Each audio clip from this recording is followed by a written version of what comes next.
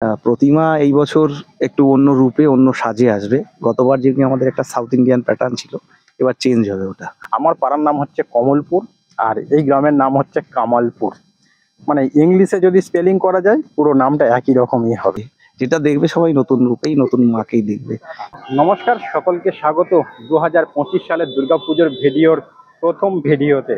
অর্থাৎ 2025 সালে এই প্রথম আমি ব্লগিংয়ে বেরিয়েছি, তাও আবার ফিরে আগের বছর যে জায়গার ভিডিও দিয়ে আমি দুর্গাপুজোর ভিডিও শেষ করেছিলাম, এবছরে সেই জায়গার ভিডিও দিয়েই মোটামুটি 2025 সালের দুর্গাপুজোর ভিডিও আমি শুরু করতে চলেছি।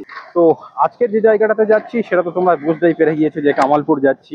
তো আজকের আমার ভিডিওর প্রধান বিষয় হচ্ছে যে তোমরা লোকাল ট্রেনে, মানে বিভিন্ন জায়গা থেকে, অর্থাৎ পশ্চিমবঙ্গের বিভিন্ন জায়গা থেকে তোমরা ট্রেন পথে কিভাবে রানাঘাট পৌঁছাবে এবং রানাঘাটে নামার পরে ওখান থেকে কোন দিকে যেতে হবে বা কোন গাড়ি ধরতে হবে, সমস্ত কিছু আজকের এই ভিডিওতে আমি তোমাদেরকে পরিষ্কারভাবে বুঝিয়ে দেব এবং দেখিয়ে দেব। তো এই মুহূর্তে আমি রয়েছি শিয়ালদহ স্টেশনের বাইরে এবং এবারে আমি ভিতরে যাব এবং ওখান থেকে ট্রেন ধরবো। তো যে সমস্ত ট্রেনগুলো ধরে আমরা রানাঘাট পৌঁছাতে পারবো এই শিয়ালদহ স্টেশন থেকে, সেগুলো হচ্ছে 1 Ranaghat local, 2 Krishnanagar city local, 3 Shantipur local, Gede local, এছাড়াও লালগোলা মেমো যে ট্রেনগুলো রয়েছে না, এই সমস্ত ট্রেন ধরে মোটামুটি আমরা আপাতত রানাঘাট পৌঁছে যেতে পারবো। ওখান থেকে কোন দিকে যাবে সেটা তো ওখানে গিয়েই দেখাতে পারবো, কেননা এখান থেকে তো বলা সম্ভব নয়। চলো যাওয়া যাক। তো শিয়ালদা থেকে লালগোলা প্যাসেঞ্জার ট্রেন ধরেছিলাম এবং এসে পৌঁছে গিয়েছি এই যে রানাঘাট জাংশনে। রানাঘাট জাংশনে আসার পরে দেখবে যে এখানে টোটাল 3টে ওভারব্রিজ রয়েছে। মানে দুটো রয়েছে স্টেশনের 2 সাইডে, মানে ওই সাইডে রয়েছে একটা আর এই সাইডে রয়েছে এই যে একটা। বাট এই দুটোর মাঝখানে একটা ওভারব্রিজ রয়েছে, যেটা কিনা এই যে একটু সামনেই রয়েছে। তো ওই ওভারব্রিজের উপর থেকেই আমাকে যেতে হবে। তো আপাতত আমি রয়েছি 1 নম্বর প্ল্যাটফর্মে। এইবারে এই 1 নম্বর প্ল্যাটফর্ম থেকে আমাকে ওভারব্রিজ টপকে চলে যেতে হবে অপর সাইডে। তো চলো কোন দিকে যাচ্ছি দেখিয়ে দিচ্ছি। ওই সাইডে রয়েছে 1 নম্বর প্ল্যাটফর্ম, তারপর 2 নম্বর, তারপর 3 নম্বর, আর এই সাইডে রয়েছে 4 এবং 5 নম্বর প্ল্যাটফর্ম। তো তুমি যেখান থেকেই ওঠো না কেন, মোটামুটি এই 1 নম্বর প্ল্যাটফর্মের অপোজিটে যে রাস্তা চলে গিয়েছে বড় ওভারব্রিজটা, এই ওভারব্রিজ দিয়ে তোমাকে এই দিকে চলে যেতে হবে। তো এই রাস্তা দিয়ে আসার পরে মোটামুটি নামতে হবে।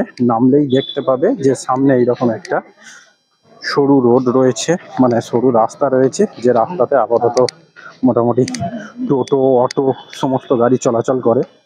তো এই ওভারব্রিজ থেকে নেমেই অন্য কোনো দিকে নয়, মানে বাম দিকে চলে যেতে হবে, এই যে বাম দিকে।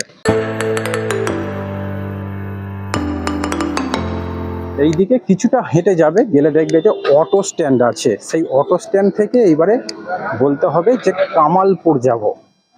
তো চলো সামনে অটো স্ট্যান্ডটা কত দূর তোমাদেরকে দেখিয়ে দিচ্ছি। মানে এই যে একটা ট্যাঙ্ক রয়েছে না, এই ট্যাঙ্ক থেকে কিছুটা সামনের দিকে যেতে হবে, গেলেই মোটামুটি তোমরা অটো স্ট্যান্ড দেখতে পাবে।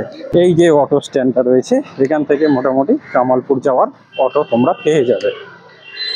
তো অটোতে উঠে শুধুমাত্র বললেই হবে যে কামালপুর বড় দুর্গা দেখতে যাব, ব্যাস নিয়ে চলে যাবে।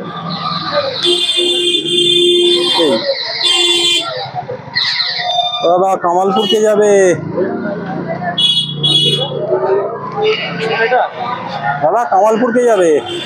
এটা হবে, ভিতরে জায়গা আছে, দেখি দেখি। তো রানাঘাট থেকে অটো ধরেছিলাম এবং যখন আমি অটোতে উঠেছিলাম না, ভীষণ বৃষ্টি পড়ছিল, ওই জন্য মাঝখানে কোনো কিছু রেকর্ড করতে পারিনি। যাই হোক, এসে পৌঁছে গিয়েছি কামালপুর অভিযান সংঘের যে সব থেকে বড় দুর্গাপূজা, সেই দুর্গাপুজোর একদম মাঠের সামনে। এবারে বলে রাখি যে তো রানাঘাট থেকে এই কামালপুর অভিযান সংঘের যে বড় দুর্গাপূজা, সেই দুর্গাপুজোতে আসার জন্য অটো ভাড়া পড়বে মাথা পিছু 30 টাকা করে। তো যাই হোক, মোটামুটি 30 টাকার বিনিময়ে তোমরা এই অনেকটা রাস্তা, কিন্তু ঠিক আছে, প্রায় 45 থেকে 50 মিনিটের কাছাকাছি সময় লেগে গিয়েছে এখানে আসার জন্য অটোতে। এখানে আরো একটা কথা তোমাদের জানিয়ে রাখি যে আমি তো এসছি কলকাতা থেকে, অর্থাৎ শিয়ালদা থেকে ট্রেন ধরেছিলাম, ধরে রানাঘাটে নেমেছি এবং রানাঘাট থেকে অটো ধরে এখানে চলে এসছি। বাট তোমরা মানে কলকাতা ছাড়া যদি অন্য কোথাও থেকে ট্রেন পথে আসতে চাও রানাঘাটে, তো শুধুমাত্র তোমার নিকটবর্তী রেলওয়ে স্টেশনের নামটা কমেন্ট বক্সে জানিয়ে দাও, তারপরে বাকিটুকু না হয় আমি বলে দেব, কোনো অসুবিধা নেই, বলে দেব। এসে দেখতে পাচ্ছি বৃষ্টি পড়ছে, বেশ ভালো মতোই বৃষ্টি পড়ছে, মানে সবাই ছাতা নিয়ে বের হয়েছে, বাট আমি আজকে না ছাতা নিয়ে আসতে ভুলে গিয়েছি, ওই জন্য এখনো পর্যন্ত এই বৃষ্টিতে ভিজতে ভিজতে কথা বলছি। তো এসে যখন পড়েছি, চলো একটু নিচে যাই, গিয়ে দেখি যে কত দূর কি কাজ হয়েছে। এই মাঠেতে বৃষ্টির জন্য জল জমে গিয়েছে, তো দেখতেই পাচ্ছ যে এখানে কিন্তু সম্ভবত এটা মা লক্ষ্মীর বা সরস্বতীর মূর্তি হতে পারে। তো বেশ বড় সড়ো, দেখতেই পাচ্ছ খুব সুন্দর করে কিন্তু ছাঁচের উপর তৈরি করা হয়েছিল মূর্তিগুলো।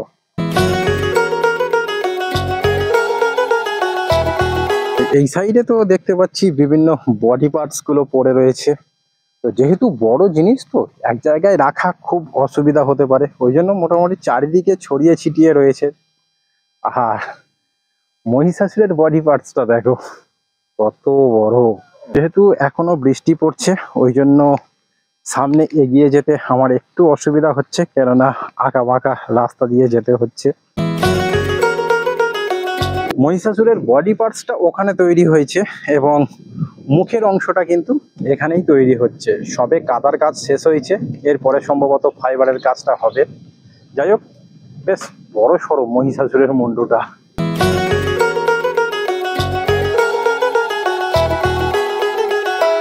তো মা দুর্গার বাহন যে সিংহ থাকে, সেই সিংহের মুখটা কিন্তু এখানেই রয়েছে, ঠিক আছে।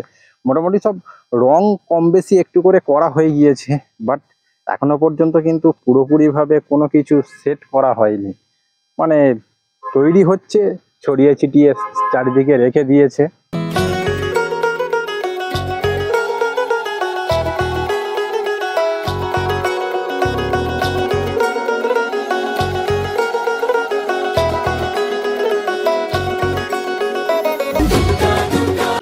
মোটামুটি কামালপুরের মানুষজন যদি এই মুহূর্তে আমাকে দেখে না, মানে ভীষণ হাসাহাসি করবে, কেননা এই বৃষ্টিতে এক ছাতা আমি নিয়ে আসতে ভুলে গিয়েছি।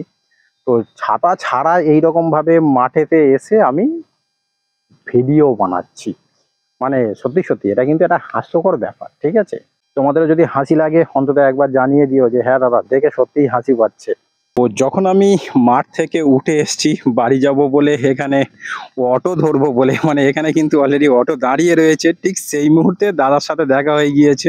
মানে দেখলাম যে দাদা ছাতা মাথায় দিয়ে হাঁটতে হাঁটতে আসছে, তো দেখা মাত্রই সঙ্গে সঙ্গে আবার ফিরে আমি ক্যামেরাটা অন করলাম, করে একটু দাদার সাথে কথা বলার জন্য দাঁড়িয়ে গেলাম। তো দাদা নমস্কার। নমস্কার। অ্যাকচুয়ালি দেখো, আজকে যে পরিমাণ বৃষ্টি আর ঝড় হয়েছে, ওপরের তাবু ছিঁড়ে গেছে সমস্ত কিছু। আমাদের ওষুধের মুখটাও কমপ্লিট হয়ে গেছিল, বর্ষা যা দিল আর যা ঝড় বৃষ্টি দিল, তো এটা অনেকটাই ডিস্টার্ব হলো, কাজের আজকে দিনটা অনেকটাই হ্যাম্পার হলো। তো আগামী দিন থেকে আবার সুবিধা হলে আবার কালকের থেকেই কাজ শুরু হবে, আজকে রাত্রের থেকেই শুরু হয়ে যাবে। প্রতিমা এই বছর একটু অন্য রূপে অন্য সাজে আসবে। গতবার যেমনি আমাদের একটা সাউথ ইন্ডিয়ান প্যাটার্ন ছিল, এবার চেঞ্জ হবে ওটা। মানে ওই যে প্রতিমা রয়েছে ওর উপরেই আবার ফিরে কাজ হয়ে নতুন হ্যাঁ, রকম রূপ দেওয়া হবে, তাই তো? নতুন রূপে আসবে, যেটা দেখবে সবাই নতুন রূপেই, নতুন মাকেই দেখবে। এছাড়াও আমরা দেখো এর আগে 6টা কাজ, এখন এই মুহূর্তে কামালপুরের এখানে শুধু তো আমাদের কাজ হচ্ছে না, এই মুহূর্তে বড় দুর্গা আর্ট ভিলেজ বলে একটা সংস্থাও তৈরি হয়েছে, যেখানে এই মুহূর্তে যদি বলো আমাদের এখানে এই মুহূর্তে বড় কালী, সেটার অর্ডার কুলটিতে। যদি বলো এখানেই তৈরি হচ্ছে, মানে এখনো ওদের শুরু হয়নি, ওদের কাল পরশু থেকে শুরু হবে। বড় মহাদেব চাকদাতে বাপুজি গার্লস হাই স্কুলে, ওটাও আমাদের এখানে হচ্ছে কালী পুজোর সময়। সেটা বড় মানে অনেকই বড়, সেটা সবই 60-70 ফুট 75 ফুটের উপরে, সব 80 ফুটের উপরে। আবার এই মুহূর্তে বড় জগদ্ধাত্রী গতবার কৃষ্ণনগরে হয়েছিল, এই বছর হবে হচ্ছে আমাদের, এটা আছে চন্দননগরে। তো এই কাজগুলো কামালপুরের কাছে, এছাড়াও ওই 51 ফুট 41 ফুট 42 ফুট এই সমস্ত অনেক অর্ডার রয়েছে, যেগুলো আমাদের এখানে সিলিং দেয় যাবে একটা, ওটা ওদের বোধহয় একটা 42 ফুটের মা কালী আছে, ওটা যাবে। আবার আর একটা জগদ্ধাত্রীও হওয়ার কথা রয়েছে, সেটাও একটা এরকম 42-44 ফুটের কাছাকাছি। তো এইগুলো মোটামুটি এখন এই মুহূর্তে কামালপুর যে শিল্প গ্রাম বলে একটা সংস্থা তৈরি করেছিলাম, এছাড়াও ছোট মূর্তির কাজ আছে, বর্ষা হচ্ছে ওখানে ভেতরে কাজ হচ্ছে। কিছু বাইরের শিল্পীরাও আমাদের সাথে যুক্ত হয়েছে এই মুহূর্তে। তো আমাদের যে একটা শিল্প বিকল্প অর্থনীতি, সেই জায়গাটা আস্তে আস্তে করে আমরা যে চিন্তা ভাবনাগুলো করেছিলাম আগামী দিনে আরো হবে। গতবার যেন হয়তো আমাদের দুর্গাপুজো হয়নি, কিন্তু আমরা বড় বড় 4টে কাজ করেছি অলরেডি। কৃষ্ণনগরে প্রায় 86 ফুটের একটা জগদ্ধাত্রী করা হয়েছিল, 76 ফুটের। তো তারপরে আবার করা হয়েছিল মা কালী, করা হয়েছিল 51 ফুট 61 ফুট। দু জায়গায় করা হয়েছিল, একটা 24 পরগনা, একটা আরংঘাটায়। আবার একটা সরস্বতী করা হয়েছিল 51 ফুটে, সেটা রানাঘাটে। তো এগুলো সব সাকসেস হয়ে গেছে।